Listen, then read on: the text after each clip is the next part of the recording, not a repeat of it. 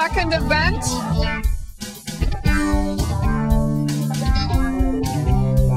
It's getting to the stage where the first show was just to see how it goes.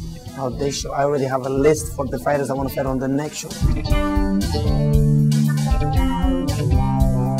I'm an investment advisor. I'm a director with RBC Capital Markets. I'm a management consultant at IBM. I'm in the insurance business.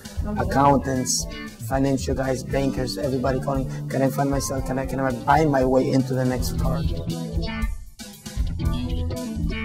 Yes, ma'am. This is my first fight ever. I've been training this time for 6 weeks. I did the first one as well. Both me and John, my opponent, actually fought last time. I almost made it through. My conditioning wasn't as good, so we worked a lot on that this time. I fought professionally where, you know, you would have the rings, dinner, very classy, tables in front of the ring, and then later the general sitting. So I would try to put the same thing as a professional, just the guys are not professional fighters, they're amateur fighters. But that doesn't mean that they don't deserve the caliber of a professional setup. My fighting name is Stone Cold Steve Allen. Oh. I'm known as Steve the Crippler Fretwell. Taste of honey. Just my name, Jonathan Doomer, with a last name like that. You don't really need a nickname.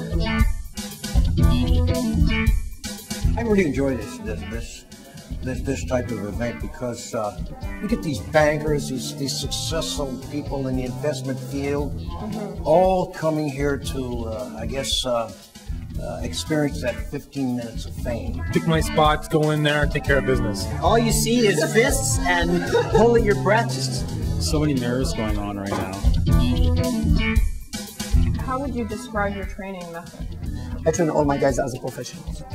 I know they're fighting amateur 3 to 1 rounds, but they're all being trained like professionals. I run in the morning. Sparring, skipping, work in the bag. Move my big fat Ukrainian head. That's how I train my fighters. The goal is hit and not get hit. Not to go in there and exchange, and hopefully I hit him harder or faster, but I knock him out. Right. It's not the goal. I mean, to me, if you walk out of the fight and you got a big black eye and a messed up lip, and you say, I won the fight, nah, really, you got hit. There's the inevitability that you're going to go in and someone's going to beat you up, or you're going to beat somebody else. There's going to be some blood, and that's never, it's not part of our. I don't think it's part of any of the people that were that fight. I know it's part of our nature. You know, I'm a desk jockey by day, right? So, The reason that I agreed to this is still a source of mystery. and actually standing here right now, I can't imagine what I was thinking to do this again. They say boxer, oh, he has to be a hooligan from the streets, or no respect, no class. Wrong. You can just because you train boxing, that doesn't mean you got to fight.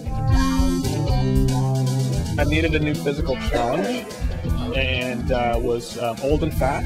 So I thought it was time to change that, the fat part, not the old part. I was a cut man. I was, it was a bit of a, come and watch me fight, and I watched it and saw the benefits that they got out of it and everything else. And I thought, you know what, I'm going to do it too. When else do you get a chance to get in the ring, sanctioned events, all the training, all the coaches, the professionals behind it, To see what it's like to be a fighter. How did you get these guys involved, or how did it all transpire? Just going to this level? I build up a clientele where it's all corporate people, as I'm a personal trainer and a coach. He knew what I was doing. He said, look, these guys really like what you're doing. He was telling some of them. So when we contribute some of this money and help with my in-school programs, and they jumped all over it. Tell me a bit about that charity, Believe the Change. It's kids that are in gangs, that are in schools. They lack esteem. Right. And we try to teach them ways to build up their esteem. They don't know their own self-worth. It's almost as though they pick up this philosophy that I don't have a right to dream big because I come from little, but that's you're being snow job. Right. So that's what the Believe Chief is all about. We go into schools and talk with them, work with them, and to help them along the way, mentor them. If you're a kid, you still got hope. They need to be challenged. They need to be motivated. They need to be loved. I challenge young people today. Look, sure, you're going to get knocked down in life. Maybe you were born into poverty. Maybe things weren't that good. But what are you going to do? Lay down and roll over? You're going to be a chump, or you're going to get up and fight like a champ? See, today they glorify gang violence on television. And this sort of, these aren't good role models because there's nothing glorious about living, hanging with a gang, getting in brawls, watching people die that you love. Nothing, completely nothing, just stupidity. I mean, it's over by the time you're 30. If boxing is such an event where you have the mentality to, you're not afraid to fight, you're not afraid to get in there, and let's put the big deals. If boxing is an Olympic sport, so why not make money out of something that you can, if you want to fight, great.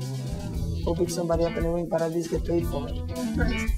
Go in the street, get beat up, get hurt, go to the hospital, and maybe even get arrested. The streets are mean, and you got to protect what's yours, and sooner or later, it's going to catch up, caught up to me, and I just began to, when I got out of jail for the last time, that was the first goal I ever set, and that goal was, I'm not coming back here anymore. All right, let's get the next fighters in the ring. Beginning in the red corner. Oh yeah, this guy said I'm ready, Teddy, baby. Ladies and gentlemen, Mike the Guillotine Gilbert. His opponent, weighing 185 pounds, a man with no nickname, Jonathan.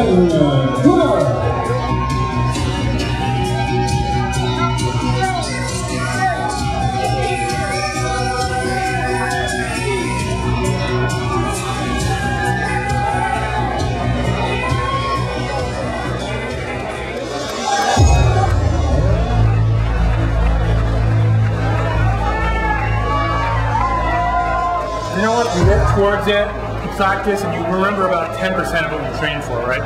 So you just hope that's the right 10% because, you know, sometimes you don't remember the right thing, you get hit with a lucky shot, and, you know, things turn around real quick. In the blue corner,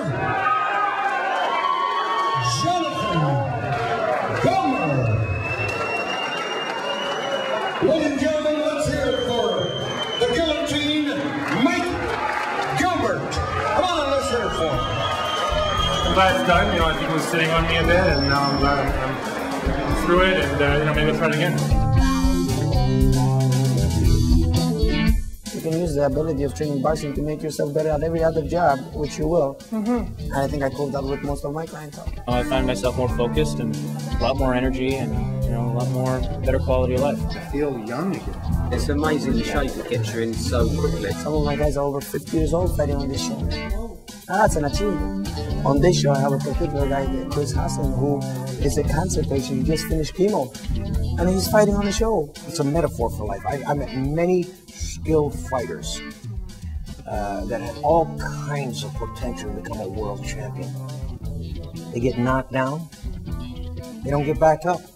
But other fighters like Muhammad Ali, Sugar Ray Robinson, Rocky Marciano, they get up off the canvas, get back into the fight, and they win. That's how George Foreman won the title at 45 years old. He was really getting beat up. He was getting busted up by Michael Moore, but he stayed in the fight and landed that Hail Mary right hand and knocked him out. If anybody asks him 6 months ago, I'm going to fight, he'll laugh at him.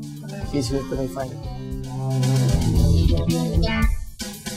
Would you actually advise other people to get involved in this? Hands down. Yeah? Hands down. It's one of the greatest things. Funny enough is that over the last, ever since I started actually telling my clients that I was doing this, a lot of them said I either boxed in high school, university, I still box, wish I'd learned how to box, and I say, look, go to Florida Jacks, talk to Jonathan, you know, meet Mario, and get a program and go. It's the greatest thing to do. So would you say you're living your dream now? Slowly, I think so. I think I'm getting slowly. I'm getting to the goal where I want to be. Like I said, I want to be known by people's own TV, national TV. You see other promotions, they know that I'm a good fighter.